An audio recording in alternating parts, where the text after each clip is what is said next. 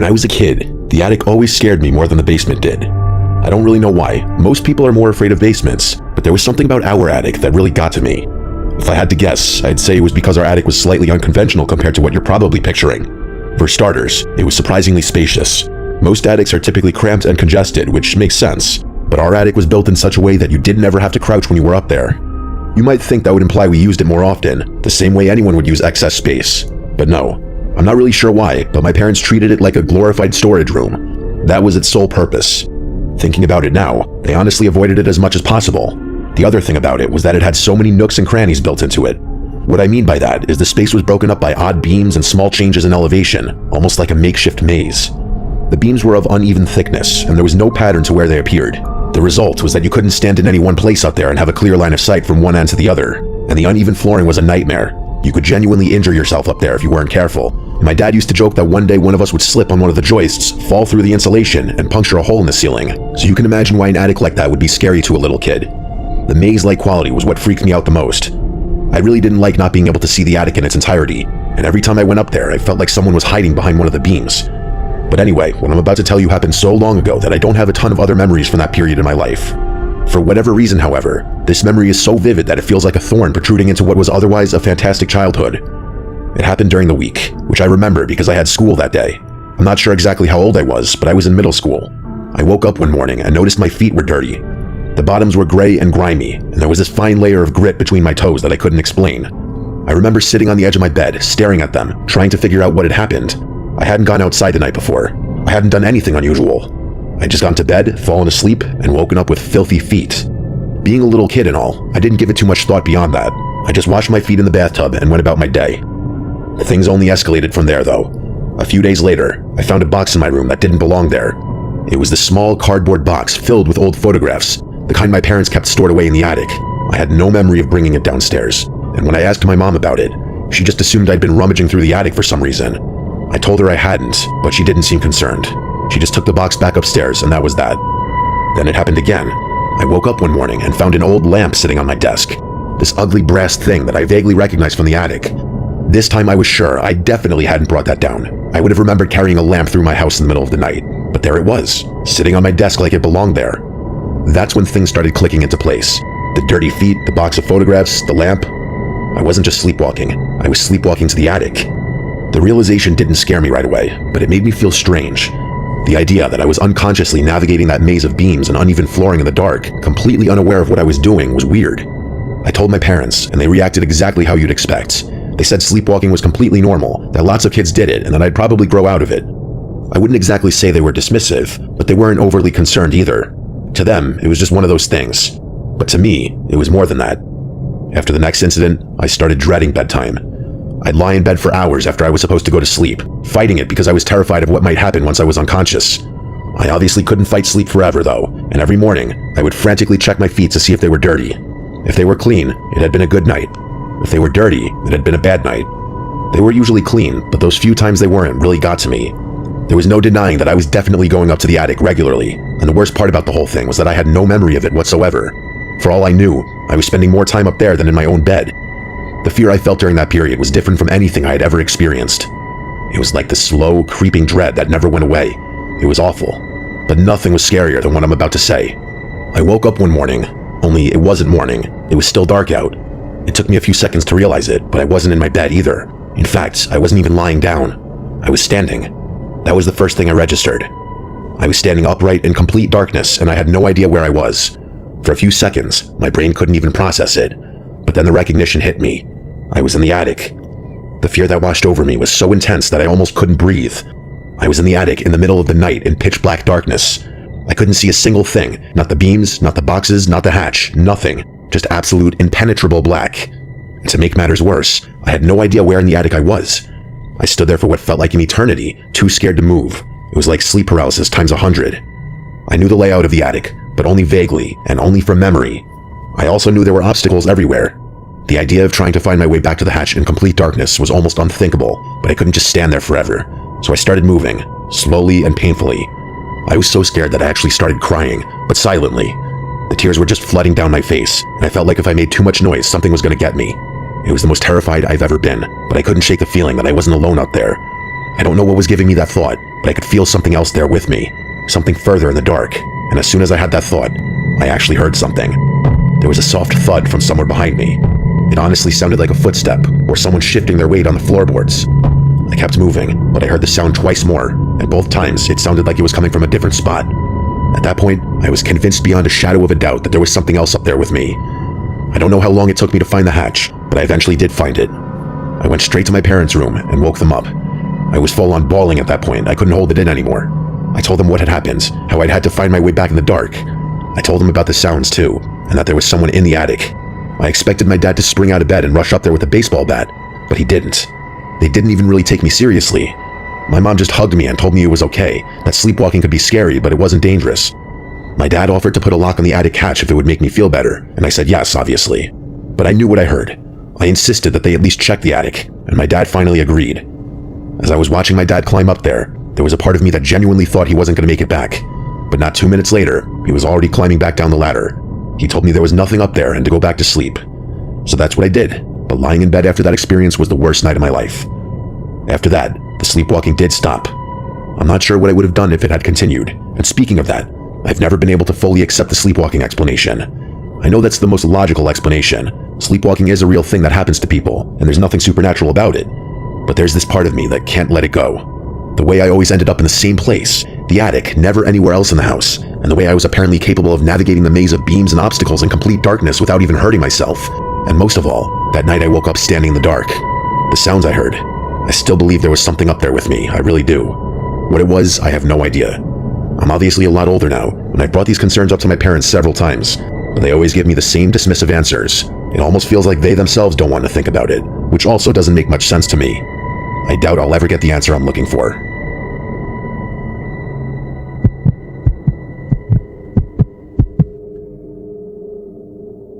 This happened when I was 14 or 15. My family lived in this old house that had been passed down for generations. My dad grew up there, and so did his parents before him. I don't live there anymore, but I still think about what I'm about to tell you from time to time.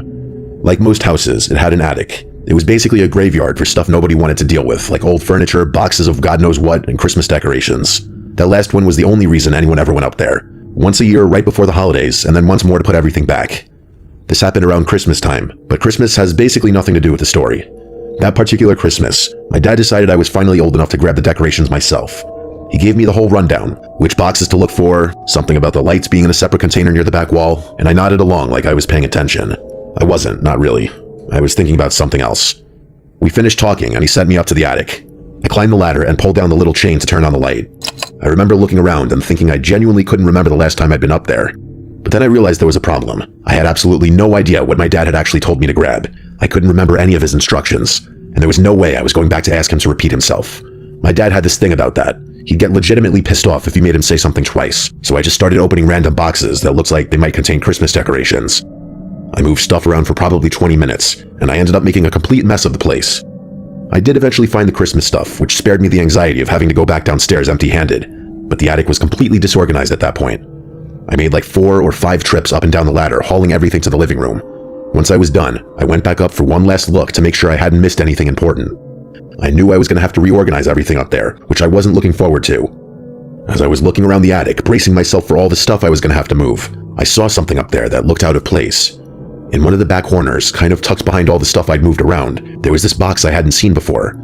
It was black and didn't look like a flimsy cardboard box, but something sturdier, like a document box or one of those fireproof things. Despite the heavy-duty look, it somehow looked older than everything else up there. Being a curious kid and all, I obviously opened it. Inside were papers, dozens and dozens of them, like an alarming amount. Notebooks, loose pages, some hand-drawn maps, even a few pages of what looked like sheet music. And the one thing they all shared was that they were all completely covered in handwriting. The maps, the notebooks, even the sheet music. I started going through it, trying to figure out what I was looking at. The handwriting was difficult to decipher at first, but the more my eyes adjusted to the lettering, the more I was able to understand. None of the pages were dated, but they seemed to be stacked in chronological order, older stuff on top and newer entries near the bottom. I was so intrigued by that box and those papers that I told myself I wouldn't go back downstairs until I had read each one. The earliest entries were boring. Weather stuff, household tasks, random thoughts about the day. It kind of resembled a disorganized diary, and I was very quickly able to gather that whoever was responsible for writing it all was someone who had previously lived in that house. As I kept reading though, things got weirder. For starters, the handwriting got slightly more chaotic and illegible, which was the first indication, but that was nothing compared to the content of what I was reading. Whoever wrote all of it had become obsessed with the attic. They kept measuring it. They repeatedly documented the dimensions of the attic over and over, comparing them to the footprint of the house below. According to their math, the attic was smaller than it should have been. There was space along one of the walls, like several feet, that couldn't be accounted for. They went into extreme detail about this one wall, like cracks, indents, marks. Every square inch of what made that wall distinctive was in there. The entries got even more frantic after that. Based on what I was reading, it was clear that whoever had written them was spending hours at a time in the attic, sometimes even sleeping up there. They started hearing sounds from behind that missing space, like scratching, breathing, that sort of thing. There were timestamps to go along with some of the entries, like 2:14 a.m., scratching for approximately 3 minutes. The more I read, the more I realized I was getting a first-hand account of someone's complete descent into madness. There was nothing coherent about any of it, and I didn't believe what they were writing for a second, but it only got worse. The final pages weren't even sentences anymore, just tally marks, rows and rows and rows of them, counting something I couldn't identify, and then the entries just stopped. Either the person had stopped writing them, or that was as far back as the record went. By the time I got through everything, I was genuinely shaking. I wanted to put everything back where I had found it, go back downstairs, and purge the memory of ever reading it from my brain, but there was something I had to do first. My eyes went straight to the wall the writer had been so fixated on, and the moment I realized there were actually some marks in it, I started feeling sick. I examined the wall, and some of the indents and cracks seemed to line up almost exactly with what that guy had been saying. It was a type of freaky I had yet to experience. I can only describe it as the feeling of being watched, but from multiple different angles. I could picture that guy clawing at the attic wall in a fit of lunacy. It felt like he was in there with me. Suddenly, I didn't want to spend another second in that attic. I grabbed the black box and went straight to my dad. He was just as shocked as I was. He had absolutely no idea what any of it meant, and he had definitely never seen it before. He told me he was 100% sure it wasn't his father's handwriting, which meant whoever wrote those entries must have been a person who lived there even before my grandpa. The thing was, his parents were both gone, and he knew absolutely nothing about the people who had lived in the house before them. My dad went up to investigate, and to my surprise, he took me with him. I felt a lot safer having him with me, so I didn't argue. I stood off to the side while my dad inspected the wall more meticulously than I did, using some of the pages as a guide. After a few minutes, he froze up like he was thinking. I thought he had given up, but he turned to me and told me he was going to rip the wall down. I was actually kind of shocked by that, but I was in no position to oppose him. So that's exactly what he did. He ripped that wall down with some tools from the garage, and what we saw was shocking. The writer had been right. There was a space back there, a lot of space. It was several feet deep, and it ran the whole length of the wall, but that wasn't even the worst part. The walls of the hidden space were covered in markings, black lines, symbols, shapes I didn't even recognize. They covered almost every surface. I don't really know how to describe it, but those marks were something else entirely. They didn't look like writing. The implication was even worse than that though, because my dad and I soon realized that there was no alternative entrance to that hidden space. So how could someone have ever gotten in there in the first place? My dad and I just stood there, completely overwhelmed by what we were looking at. Eventually, once the initial shock wore off, we confirmed there was nothing else in the space, and there wasn't. The entire room was empty with the exception of whatever was drawn all over the walls. Things didn't end there. The more we thought about the situation, the less it made sense. At one point, my dad pointed out that whoever wrote those notebooks, whoever had been so obsessed with documenting every little detail, did not seem like the type of person who would so neatly organize everything in a little box and tuck it away in a corner. Compulsive behavior doesn't end with tidy archival work. That thought hadn't occurred to me until that moment, but I had to admit, he was right. But that could only mean that someone else had compiled the collection. My dad was 2 steps ahead of me. I watched as this unreadable look washed over his face. It looked like a mix of sadness and confusion. He was quiet for a little, then said it must have been his father, my grandfather. He must have found the writings at some point, gathered them together, and stored them in that box. There wasn't much to do after that. My dad admitted years later that his dad having withheld something like that from him, and why he would even do that in the first place, was something that would eat at him forever. And I don't blame him. As for me, I don't really know what to make of any of it. It happened so long ago that I don't think it matters anymore, but if I think about it for long enough, I can still freak myself out. I don't think anyone can rationalize it. There's no reasonable explanation. I used to think that whoever had written those entries was the same person who had scratched up that hidden space, and that they were probably just insane, but there were things in those pages that someone could only know after the wall was put up. But with the wall being up, there was no other way into that space. It truly makes no sense. My dad wouldn't let me keep the box when we ultimately moved out of that house. For all I know, it's still up there in that attic. All I know is this is a mystery I'll take with me to my grave.